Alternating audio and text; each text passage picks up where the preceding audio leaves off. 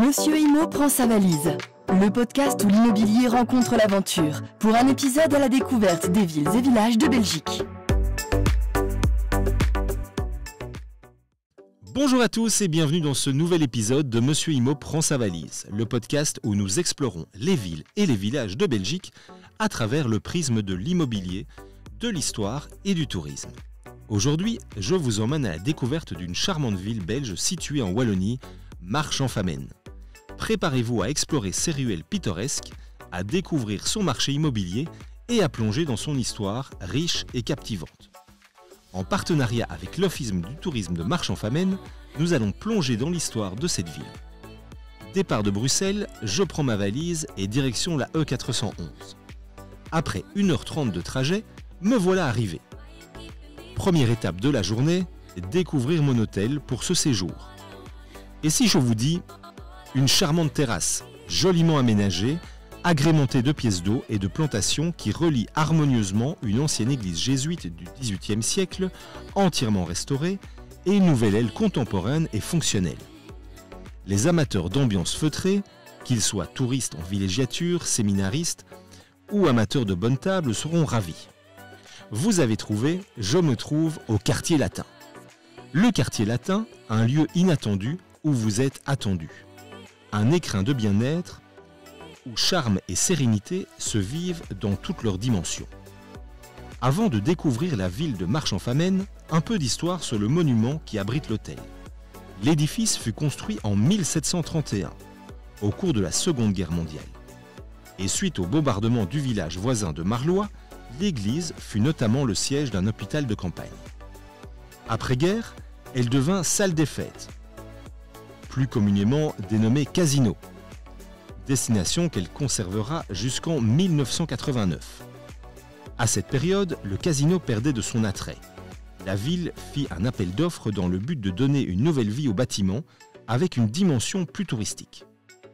Ce dernier fut acheté par la famille Houillou et transformé en hôtel. Les travaux furent terminés en 1993. Ce bâtiment est classé par la Commission des monuments et sites. Je vous parlerai plus en détail de l'hôtel et de l'édifice actuel un peu plus tard dans ce podcast. Direction maintenant l'Office du tourisme pour m'expliquer l'histoire de Marche-en-Famenne. Marche-en-Famenne, située dans la province du Luxembourg en Belgique, est une ville qui possède une histoire riche et diversifiée. Son nom évoque immédiatement le terroir, les forêts denses et les ruisseaux dans la région de la Famenne. Historiquement, la ville a joué un rôle important en tant que carrefour commercial grâce à sa position stratégique entre Liège et Luxembourg. Au Moyen-Âge, Marche-en-Famenne était un centre de commerce florissant avec des marchés animés et des foires où se croisaient artisans, agriculteurs et marchands. La ville a connu des périodes de prospérité mais aussi des moments difficiles, notamment lors des guerres et conflits qui ont marqué la région au fil des siècles. Aujourd'hui, Marche-en-Famenne a su conserver ce charme historique tout en se modernisant pour accueillir de nouveaux résidents et visiteurs. En se promenant dans les rues de Marche-en-Famenne, on est immédiatement frappé par la diversification architecturale de la ville. On y trouve un mélange intéressant de bâtiments anciens, rénovés avec soin, et de constructions modernes qui s'intègrent harmonieusement dans le paysage urbain. Parmi les joyeux architecturaux, il ne faut pas manquer la maison Jadot, une ancienne maison bourgeoise du XVIIIe siècle aujourd'hui transformée en musée. Le château Van der Straten est un autre incontournable. Ce bâtiment impressionnant, entouré de jardins paisibles, abrite aujourd'hui l'administration communale. La commune possède également plusieurs églises remarquables, dont l'église Saint-Remacle, un exemple parfait du style gothique, flamboyant, avec son clocher distinct, ainsi que l'église romane Saint-Étienne à Waha, édifice classé patrimoine majeur de Wallonie avec ses vitraux de Folon. La revitalisation du centre-ville a permis à de nombreux bâtiments historiques d'être restaurés, tout en introduisant des espaces contemporains reflétant ainsi le dynamisme et l'innovation de la ville. Ma petite astuce pour découvrir la ville, je la dois à l'ASBL Atypic Games et leur balade interactive. Au cours de cette aventure palpitante, les participants devront retrouver, en explorant la ville, les clés cachées par le petit Choufleux. Muni d'une sacoche remplie d'objets et guidé par une application mobile, vous voyagerez à travers les plus beaux coins, parcs et ruelles de la cité. Ce concept innovant, parfait pour tous les âges et toutes les occasions, vous offrira l'opportunité de découvrir ou redécouvrir la ville à travers des photos historiques des lieux que vous visiterez tout en résolvant des énigmes et missions ultra fun. J'ai fait le parcours en 1h30. Il est pour tous les âges et accessible au PMR également. Je vous mets le lien en description. Ils font également des escape games à découvrir sur leur site internet. Passons maintenant au cœur de notre podcast, le marché immobilier de Marche-en-Famenne. La ville attire de plus en plus de nouveaux habitants, notamment des familles et des jeunes professionnels, grâce à son cadre de vie agréable et ses prix encore relativement abordables par rapport à d'autres villes de Belgique. Les prix de l'immobilier à Marche-en-Famenne varient selon les quartiers et les types de biens. En moyenne, le prix d'une maison unifamiliale tourne autour des 838 à 2433 € le mètre carré, tandis que les appartements se négocient aux alentours de 1550 à 2940 par mètre carré. Il est à noter que ces prix restent attractifs par rapport à des villes comme Namur ou Liège. Les investisseurs s'intéressent également de près à Marche-en-Famenne, notamment en raison de la demande croissante pour les logements de qualité. Les quartiers proches du centre historique et les nouvelles zones résidentielles sont particulièrement prisés. Au cours des dernières décennies, Marche-en-Famenne a connu une croissance impressionnante, à la fois en termes de population et d'infrastructures. Cette croissance est en grande partie due à un plan de développement urbain bien pensé qui a revitalisé le centre-ville tout en préservant le patrimoine architectural.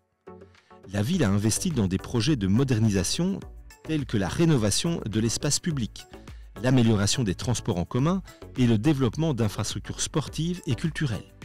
Le WEX, un centre d'exposition et de congrès, est un exemple de cette volonté d'attirer des événements et des touristes. Marche-en-Famenne est également engagé dans une démarche de développement durable, avec la mise en place de zones piétonnes, de pistes cyclables et d'initiatives pour promouvoir les énergies renouvelables. Ces efforts contribuent à renforcer l'attractivité de la ville pour les nouveaux arrivants et les investisseurs.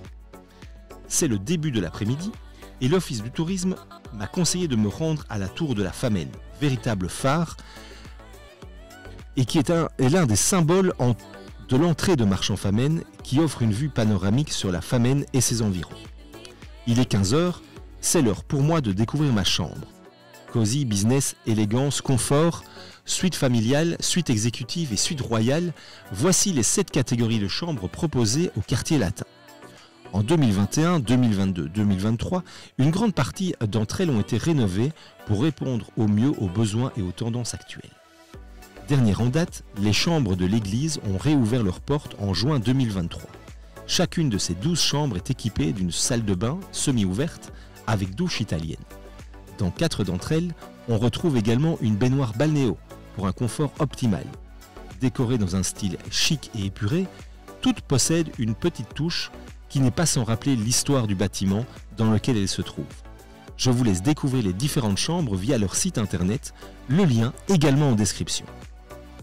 Enfin, aucune visite de Marche-en-Famenne ne serait complète sans un passage par ces sites incontournables. Voici quelques endroits à ne pas manquer lors de votre visite. La place aux foires. Cœur battant de la ville, cette place est entourée de cafés, de boutiques et de bâtiments historiques. C'est un lieu idéal pour flâner et profiter de l'atmosphère locale. La Famenne et l'Art Muséum. Pour les amateurs d'histoire et de culture, ce musée offre un aperçu fascinant de l'histoire locale de l'époque mérovingienne à nos jours, avec des expositions temporaires et des collections variées. Le Fond des Vaux, à 2 pas du centre-ville.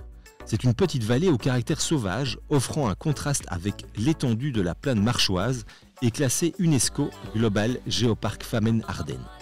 Pour ma part, j'ai fait une petite randonnée et suivi le balisage bleu. Cette balade permet de découvrir une partie du cœur de Marche connu pour sa rénovation urbaine réussie et son riche patrimoine bâti, ainsi que le site naturel du Fond des Vaux et la campagne de la Famenne avec un magnifique panorama sur les plaines. Les Ravelles, les anciens chemins de fer réaménagés en voies cyclables et pédestres offrent des balades magnifiques à travers la campagne environnante. J'en profite pour vous parler du marché de Noël qui aura lieu le week-end du 13, 14 et 15 décembre, ainsi que le vendredi 20, samedi 21 et dimanche 22 décembre sur la place aux foires, mais aussi, nouveauté pour cette année, les animations sur la place de l'église. Et voilà, notre découverte de Marchand-Famenne touche à sa fin pour ma part. Je vais profiter du centre de bien-être et du spa du quartier latin. J'espère que ce voyage sonore vous a donné envie de visiter cette ville dynamique et pleine de charme, que vous soyez intéressé par l'histoire, l'architecture ou que vous cherchiez simplement un endroit agréable pour vivre ou investir, Marchand-Famenne a beaucoup à offrir. Merci d'avoir écouté ce nouveau podcast de Monsieur Himo prend sa valise et d'être de plus en plus nombreux à me suivre chaque semaine. N'oubliez pas de vous abonner à notre podcast via YouTube, Spotify, Deezer, Amazon Music, mais également sur les réseaux sociaux comme Instagram et Facebook. Je vous dis à très bientôt. Le contenu vous a plu ? Abonnez-vous et retrouvez encore plus de contenu sur www.monsieurhimo.be.